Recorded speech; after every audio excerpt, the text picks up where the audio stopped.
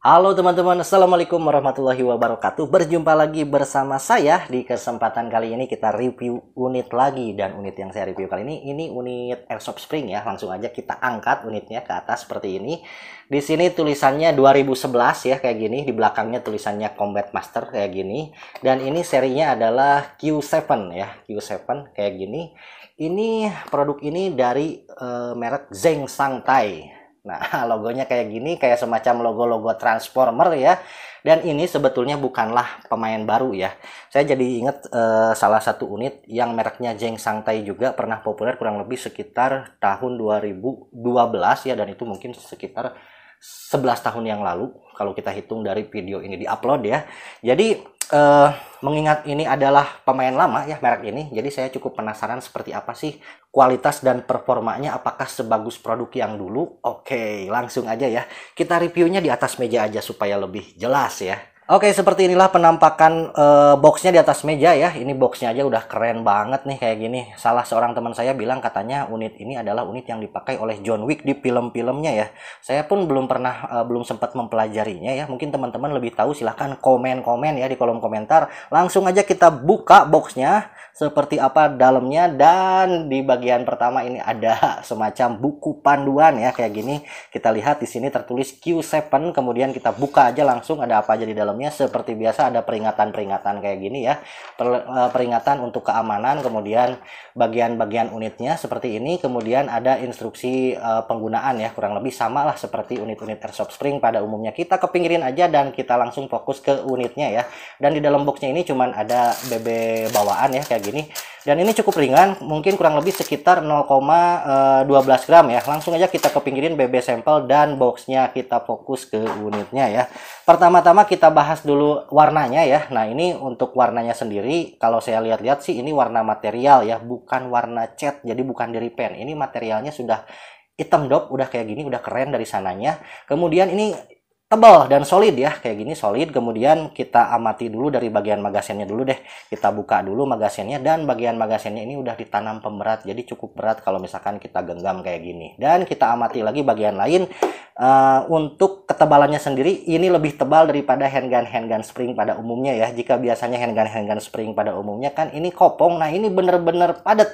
Jadi ini ngisi semua, ini material semua, dan tebal ya, tebal dan apa namanya solid, kokoh. Kalau misalkan saya genggam-genggam kayak gini, ini nggak ringkih ya, bener-bener mantap di genggaman ya. Oke, kemudian selanjutnya kita loncat dulu ke bagian depan sini ya. Ini ada sesuatu yang cukup menarik perhatian saya, karena ini agak-agak mengkilap-mengkilap gitu ya, sekilas mirip seperti metal kayak gini ya. Dan ternyata setelah saya pegang-pegang begini, ini nggak dingin ya, ini ternyata bukan metal. Ini adalah material plastik yang di chrome ya, sehingga terlihat seperti stainless kayak gini. Kelihatannya untuk impresi ini keren ya. Oke, lanjut. Sebelum kita mulai melangkah ke detail-detailnya, alangkah baiknya kita ukur dulu, kita cari tahu dulu panjangnya dan beratnya ya. Bentar, saya ambil dulu meterannya, kemudian kita ukur dari bagian outer barrelnya ya, yang paling depan sini, diukur sampai bagian paling belakang sini, panjangnya kurang lebih segini. Ini panjangnya kurang lebih sekitar 21 cm.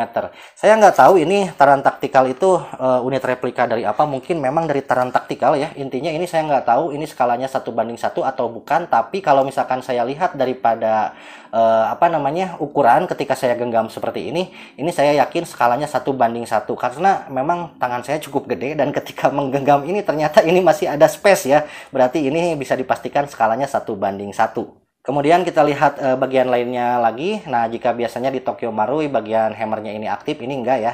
Sama seperti unit-unit spring pada umumnya. Kemudian kalau misalkan kita bidik, penampakannya dari belakang seperti ini. Dan kemudian kita melangkah ke bagian sini, di depan ini ada untuk untuk menempatkan aksesoris semacam center atau laser ya. Ada relnya kayak gini. Ini belum saya ukur berapa milimeter, tapi sekilas saya lihat sih ini skalanya 1:1 ya. Dan bisa kita pasangin aksesoris di bagian sininya. Kemudian di bagian selainnya ini ada semacam coakan bolong kayak gini. Jadi outer barrel yang plastik yang di chrome ini nggak sia-sia, jadi tereksposnya di dua bagian ya, di bagian depan dan di bagian tengah kayak gini. Ini keren banget, cakep banget, bener-bener cakep banget ya, nggak sia-sia warnanya chrome ya. Kemudian kita mulai melangkah ke fitur lainnya ya. Jika biasanya di unit-unit Airsoft Spring pada umumnya di bagian-bagian safety-nya ini cuman dummy. Nah, di sini sekilas aja udah kelihatan nih. Ini fungsi ya. Jadi ketika kita geser bagian safety-nya ini ke atas, ini bagian triggernya ini ngunci ya, nggak bisa ditembakin. Kemudian kalau misalkan kita geser ke bagian bawah ke sini, ini mode fire ya. Jadi ketika kita mau menembak, ini dipastikan posisi safety-nya ini di bawah ya, jangan di atas. Kemudian di sini pun ada yang cukup menarik perhatian saya nih, bagian slide lock-nya ini. Jika biasanya di unit-unit handgun GBB atau unit-unit airsoft gas, ini ketika BB-nya habis, ini ngunci ya. Dan sebelum saya bikin video ini, sempat saya coba juga, ternyata ini beneran ngunci ya.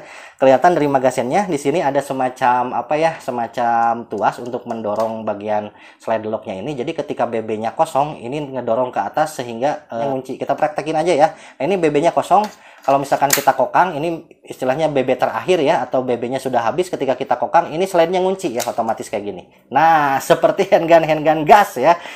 Kemudian kerennya itu ketika ngunci seperti ini, dan bagian ininya apa namanya, bagian slide-nya ini terbuka kayak gini ya, sama seperti senjata aslinya ya, kurang lebih kayak gitulah. Dan bagian outer barrel yang chrome-nya ini terekspos di bagian depan ya. Ini keren banget ketika unit ini habis BB ya. Oke, langsung aja kita timbang ya, berapa beratnya untuk memastikan bahwa ini beneran solid nggak sih, beneran mantep nggak sih. Kalau misalkan kita lihat di di video kan, wah itu mungkin mengada-ngada, nggak solid beneran. Nah, saya mau buktikan bahwa ini beneran, emang bener-bener solid, dan ketika digenggam ini bobotnya mantep ya. Oke, langsung aja kita ambil timbangannya kayak gini dan kita nyalakan ya. Dan di sini ini saya pakai sedikit alat bantu ya. Jadi mungkin saya harus simpan dulu barang di sini karena ini agak sulit ditimbang, ukurannya kegedean ya, dan dibikin 0 dulu. Ini udah 0 ya. Kemudian kita simpan unitnya di sini. Oke. Dan ternyata unitnya cukup berat ya. Ini 300 gram ya. 378 itu kan handgun Tokyo Marui ya. Ini bedanya 70 gram dengan Tokyo Marui. Jadi sedikit lebih ringan dari Tokyo Marui. Jadi bisa dibilang ini cukup berat untuk ukuran handgun spring ya. Kemudian apalagi ya yang bisa dibahas, kayaknya udah semuanya kita bahas deh. Selanjutnya mungkin kita langsung melangkah aja ke cek krono ya. Apalagi ya? Oh iya, satu lagi lupa sebelum cek krono, ini nih bagian depannya ini. Bagian depannya ini ada semacam guide untuk spring recoilnya ya. Dan kita kalau misalkan lihat dari bagian sini nih, bagian atas sini, jadi ini bagian per pembalik kokangannya ini posisinya terpisah ya, sama seperti handgun GBB atau handgun Tokyo Marui ya. Kalau misalkan dilihat dari depan kayak gini nih, keren. Jadi ini bagian bawahnya ini bukan dummy ya, tapi beneran ketika dikokang. Nah, ketika dikokang bentuknya kayak gini, keren banget. Langsung aja kita cek krono ya. Oke, kita buka magazinnya, kemudian kita isi pakai BB 6 mm 0,20 gram ya. Seperti ini. Oke, saya rasa cukup. Tidak lupa juga selalu pakailah safety glass pada saat menggunakan unit airsoft biar aman ya. Dan kemudian kita langsung siapkan box keadilannya serta krononya ya. Oke, krono dalam keadaan mati ya. Langsung aja kita nyalakan, sudah disetting 6 mm 0,20 gram ya. Langsung aja kita simpan krononya, kemudian kita masukin magazinnya ke dalam unit. Langsung kita kokang. Sorry, kunci. Tembakan pertama 138. Kok kunci terus ya? Tembakan kedua 140, tembakan ketiga 140, tembakan keempat 141, tembakan kelima 143. Wah, ini kenceng ini. Tembakan keenam 140,9. Nah, ini habis nih. Habis kayaknya. Oh iya, beneran nih, habis. Dan slide-nya ngunci ya kayak gini, keren. Kemudian kita balikin. Oke. Kita lihat memorinya ya. Nah, ini tembakan pertama. Sorry, difokusin dulu. Oke, sudah difokusin. Nah, ini tembakan pertama 138,9, tembakan kedua 140,7, tembakan ketiga 140,1, 141, 143,6, kemudian 140,9. Waduh, ini tembus sampai 140 fps ya, handgun spring, keren banget. Oke teman-teman, ternyata unit ini di luar ekspektasi ya. Saya kira mau 100 fps, ternyata sampai 140 fps ya. Jadi ini lebih kenceng daripada unit-unit Airsoft Spring pada umumnya ya. Kemudian dari bobotnya pun ini cukup berat, 300 gram ya. Hampir sama dengan Tokyo Marui, beda 70 gram lah.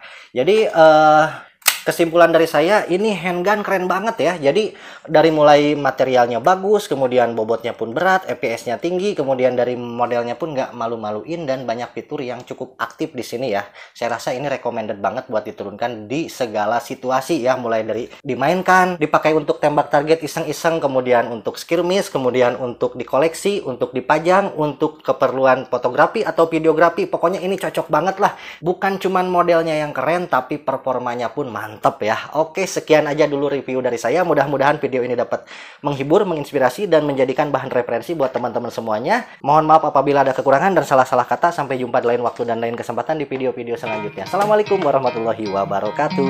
You could try to play, but you're never gonna beat me. Look the other way, what I'm doing ain't easy. Bloody hands stained from the people who deceive me. Muddy hands break through the chains, go free me. Looking for change, looking for pain, pulling a mob, pushing a train. I'll never stop, stick to a lane, pick up the pieces and go rearrange.